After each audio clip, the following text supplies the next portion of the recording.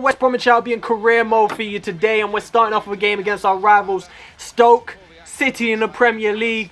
Only one game played so far in the Premier League season. Obviously in the last episode we had the community show to start the episode, then we had the Premier League game, the opener, and then we had the Champions League qualifier. We have the Champions League qualifier in this one. There's only 2 games in this episode today though, so we got this one, and then we have the second leg against Malmo, where we actually ended up dropping a 2-goal lead in the first leg and ended up drawing it 2-2. So we need to get a result from that one to get into the group stage of the Champions League proper.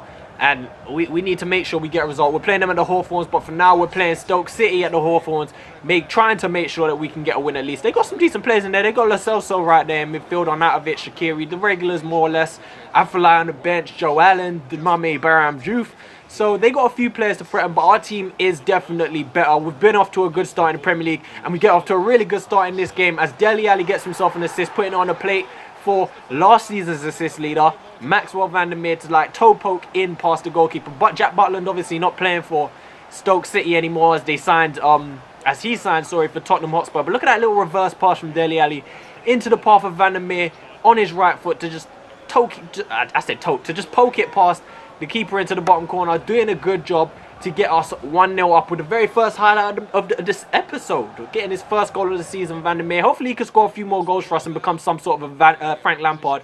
But it's a good through ball played into Martial on the left hand side. Look at the pace to get inside the box, and his finish just wide of the post. 30 minutes on the clock. Beautiful play though, but just showing that pace, that raw 99 acceleration to burst past his man on the right hand side. I was thinking the whole way, should I square it? Sturridge in the box, Lecco in the box. But at the end, I didn't want to try and square it in the box and end up just giving it away and just blowing a really good opportunity, because that happens quite a lot.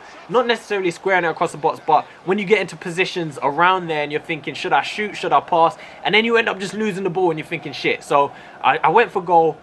Don't know if it was the best decision or not, but we did end up getting close at least. Karsdorp, you see right there, rolling around with a little injury, and he did pick up an injury and have to go off in this game right there in the first half. But penalty is given in the second half as Ryan Shawcross takes down Jonathan Lecco as he charged inside the box. Running through, the ball-head referee decides to give us a penalty, which Daniel Sturridge stepped up to try and tuck away, and he did that in the bottom corner. Keeper got a touch onto it, but I guess there was just a little bit too much behind the penalty from Daniel Sturridge. 68 minutes on the clock, and he puts us 2-0 up, doubling our lead against our rivals Stoke City. They've not had a highlight in this match yet. They've not put anything up against us, not threatened us.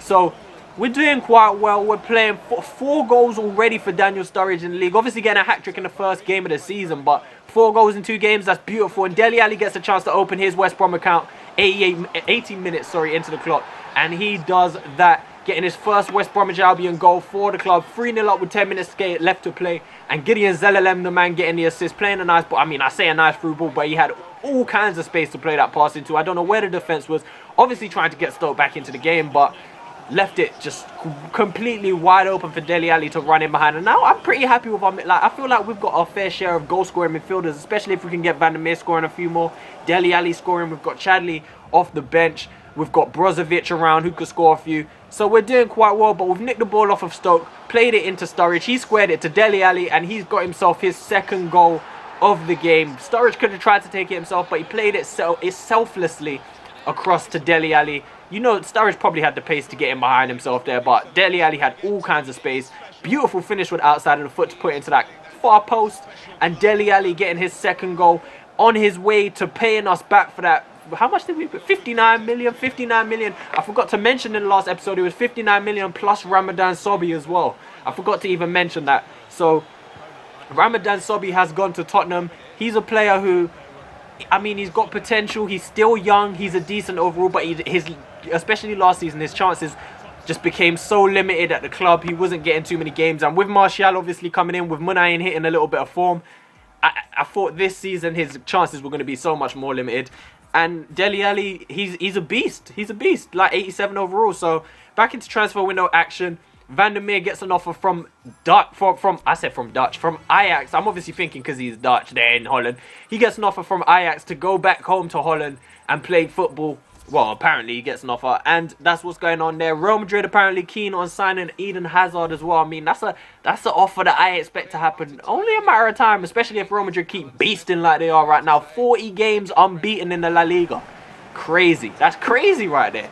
Real Madrid have to win the league. If they don't, they're buns. But we get ourselves the second leg right now against Malmo FF. Solomon Rondon leads line up front. I've got a few. I've mixed it up again because I'm not looking to get knocked out by Malmo FF right there. So we've got a few big names. Martial is playing on left. Munayin is in there. But then players like Gideon Zelalem and Zoumana Goa are also in there. Players who wouldn't usually get a start, but they're still adequate. I mean, Zelalem's about a 79 overall. Goa's a 75, I think. So the players, there are some decent players. Obviously, Chadley getting himself a start right now. His left foot shot is denied by the keeper. But 20 minutes in, at least you could say that we're creating all of the chances early on. That's something that you could say at the very least. We get another chance here as Martial gets the ball. He sprays it out on the right-hand side to Ikomunayan. 1-on-1 with the keeper, and he buries it beautifully to put us 3-2 up on aggregate, 1-0 up on the night.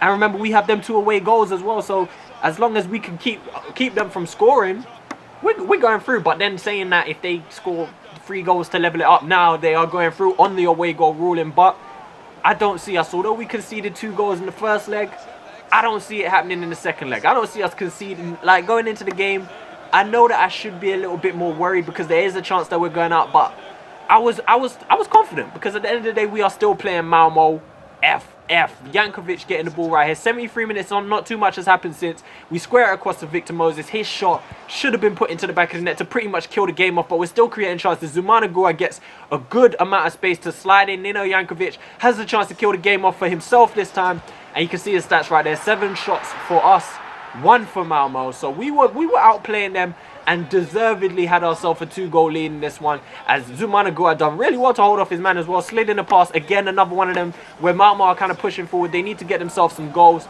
and we hit them on the counter-attack. This team that I've built right here, if we're not anything, we are absolutely deadly on the counter-attack. You see another one right here as Ortiz Ramos comes on off the bench, slides a through ball into Moses, which the defender tries to cut out, can't get there, and Victor Moses makes it 3 on the night, 5-2 on aggregate, and we are going through into the group stages of the Champions League. But this team, when we play against a team that come at us and leave space in behind, we are deadly on the break, especially now with players like Ali and Martial.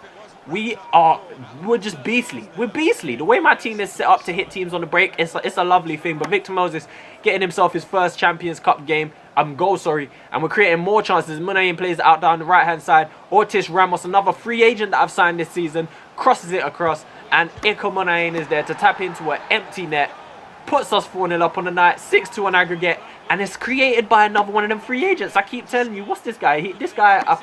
He's 19, I believe.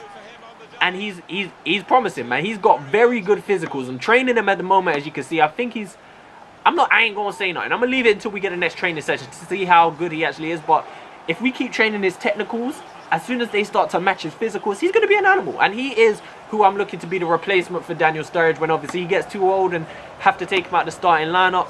That's who I'm looking to replace him, Ortiz Ramos. So keep an eye on him. Check him in the squad report when we show one. We did get the win over Malmo FF in the final game of the episode, and Ikomunayan get himself man of the match. You can see Victor Alonso and Daniel Sturridge both out with sprained knees and sprained ankles, respectively. 4 weeks out each, so Daniel Sturridge is going to miss probably 2 Premier League games. I mean, we should have an international break coming next after the transfer window ends, which will end in the next episode. But there's the table right there. Top of the league after 2 games. 8 goals scored, 0 conceded, 6 points. It's beautiful. Peace, guys.